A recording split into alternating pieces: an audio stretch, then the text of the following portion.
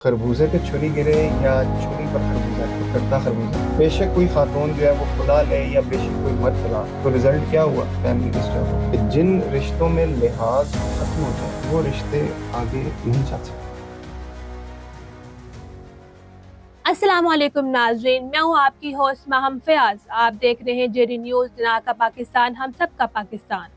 नाजरीन, आज मैं अपनी पॉडकास्ट में एक ऐसे हसास और अहम समाजी मौजू पर बात करने जा रहे हैं जो हर घर और हर खानदान से बराह रास्त जुड़ा हुआ है। अस्सलाम वालेकुम जी सर। वालेकुम अस्सलाम। सर, आप मुझे ये बताइए कि पाकिस्तान में तलाक और खुला का मसला क्यों बढ़ता जा रहा है? देखें, सबसे पहले तो ये जो शादी और जो ब्याह और फिर जो उसके बाद का जो सारा टाइम है, ये एक दो दिन की कहानी नहीं होती। माँ बाप और दीगर रिश्तेदार बड़े बड़ी उम्मीदों के साथ, बड़े नाज नखरे के साथ जो बेटी होती है उसको पाल पोस के बड़ा करते हैं, और इसी तरह ही जो बच्चा होता है उसको भी।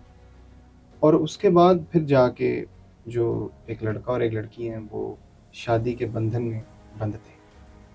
अब हम जिस दौर में रह रहे हैं, this is world of options and opportunities. ठीक है ना जी? और हमने अनफॉर्चुनेटली शादी ब्याह को भी एक बिजनेस अपॉर्चुनिटी की तरह हमने समझना शुरू कर दिया। हम हर चीज़ को प्रॉफिट एंड लॉस के अकाउंट की तरह डील करते हैं कि जी इससे मुझे फ़ायदा क्या होगा या इससे मुझे नुकसान क्या होगा।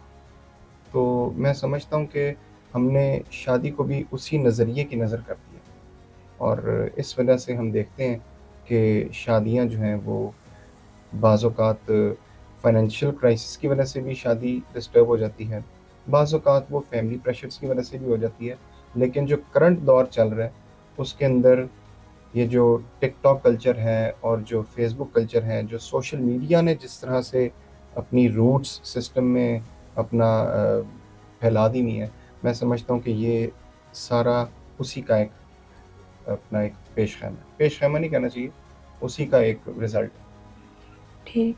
सर, क्या बताएंगे कि ये रुझान ज़्यादा देहाती इलाकों में है या शहरी इलाकों में? देखें, जिस तरह से हम देहाती इलाकों की बात करते हैं तो वहाँ पे चूँकि एक ट्रेडिशनल फैमिली सिस्टम वहाँ पर ज़्यादा प्रिवेल करता है, और वहाँ पे ज़्यादा कज़न मैरिजेस होती हैं, क्योंकि वहाँ पे उनकी ज़मीनें और जायदादें, चूँकि आप जिस तरह से मैं कहना चाह रहा हूँ कि वहाँ पे एक शख्स है, उसकी 10 एकड़ ज़मीन है।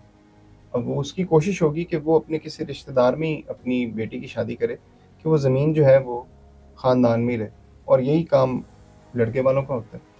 तो वहाँ पे जो तलाक की शरह है वो निस्बतन कम है। लेकिन सर, मुझे लगता है वहाँ तालीम की भी कमी है कि वहाँ लोग बर्दाश्त कर ले। आनी अवेयरनेस देखें ना, अवेयरनेस तो वो तो सोशल मीडिया के ज़रिए हर जगह पहुँच रही है। सोशल मीडिया के ज़रिए अवेयरनेस हर जगह पहुँच रही है, लेकिन उस चीज़ को फिर ब्रेक करती है ये जो मैरिज का जो इंस्टीट्यूशन है, जो कज़न मैरिजेस हैं, वो इस चीज़ को ब्रेक करती है कि भी नहीं, अगर वहाँ पे लेट्स से कोई तलाक का सिलसिला बन भी जाता है तो वो चूँकि ज़मीनें जायदादें इतनी ज़्यादा होती हैं तो वो चीज़ फिर, वरना तो आपको ज़मीन देनी नहीं नहीं पड़ेगी। सर, मुझे लगता है कि जो देहाती औरत है वो शायद अपने बच्चों के लिए बर्दाश्त कर पाती है। ये भी एक बहुत बड़ा रीज़न है, क्योंकि ज़ाहिर सी बात है वो माँ है और उसने भी सारी उम्र यही देखा है कि किस तरह से उसकी वालदा ने सारे घर को लेके चली है। तो कभी अगर कोई इशू आ भी जाता है तो वो फिर उस पर सबकी समझाने से या सबके गाइड करने से वो चीज़ अपना डिसमेंटल हो जाए। अच्छा, तलाक और खुला में कानूनी तौर पर बुनियादी क्या फ़र्क है?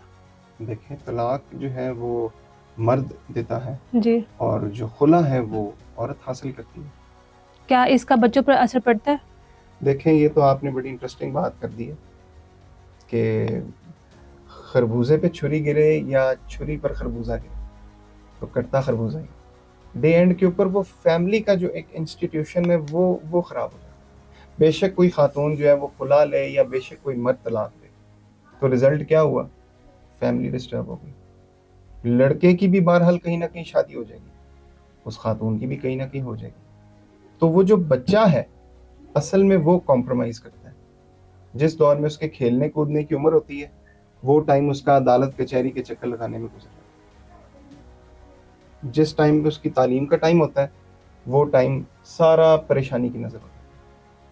लेकिन इसके बावजूद भी सरवाइव करते हैं, मेहनत करते हैं, इसी सिस्टम का हिस्सा है, एफर्ट करते हैं। सर अच्छा मुझे ये बताइए कि तलाक की सबसे बड़ी वजह क्या जॉइंट सिस्टम भी है? तलाक की सबसे बड़ी वजह जो है वो है बर्दाश्त करना। सर लेकिन मुझे लगता है कि जॉइंट सिस्टम है। बर्दाश्त का ना होना। देखें, ज़ाहिर सी बात है, जब हम इकट्ठे रहते हैं तो एक दूसरे के रवैये भी हमें तंग कर सकते हैं, एक दूसरे की कोई बात भी मजाज पे गिरां गुजर सकती है। तो जब हमारे अंदर बर्दाश्त होगी तो हम चीज़ों को बेहतर अंदाज में लेके भी चल सकते हैं। जब हमारे अंदर बर्दाश्त नहीं होगी और जब लिहाज नहीं होगा, मैं अक्सर ये बात कहा करता हूँ कि जिन रिश्तों में लिहाज ख़त्म हो जाए वो रिश्ते आगे नहीं चल सकते। तो ये बेसिकली बात जो है वो सारी एक पॉइंट पे इकट्ठी हो जाती है, लिहाज। कोई बड़ा है तो उसकी एक अलहदा जगह है, छोटा है उसकी अलहदा जगह है, और बर्दाश्त बहुत ज़रूरी है। किसी भी रिश्ते में बर्दाश्त बहुत ज़रूरी है। मैं समझता हूँ जॉइंट फैमिली सिस्टम में आप ना भी रह रहे हो, आप अलहदा रह रहे हैं, तब भी अगर आप में बर्दाश्त नहीं है, दूसरे शख्स के मिजाज को या दूसरे शख्स के रवैये को बर्दाश्त करने की हौसला नहीं है, तो भी हम नहीं सकते। सर मुझे लगता है जब आप अलग रह रहे होते हैं तो शायद तब कम लड़ाइयाँ होती हैं, क्योंकि अगर हम जॉइंट सिस्टम में रह रहे होते हैं कि थर्ड पर्सन आ जब आता है ना तो वो चीज़ को और ज़्यादा पुशअप करता है। देखिए, ये तो आपने खुद एक नेचुरल फैक्टर है ना।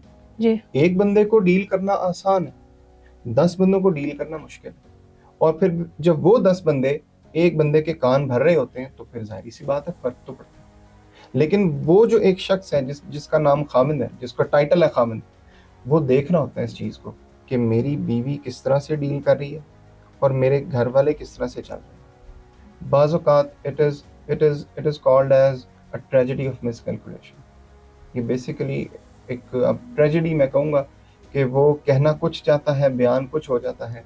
लड़की कहना कुछ चाहती है, समझा कुछ जाता है, और बात तलाक तक पहुँच जाती है।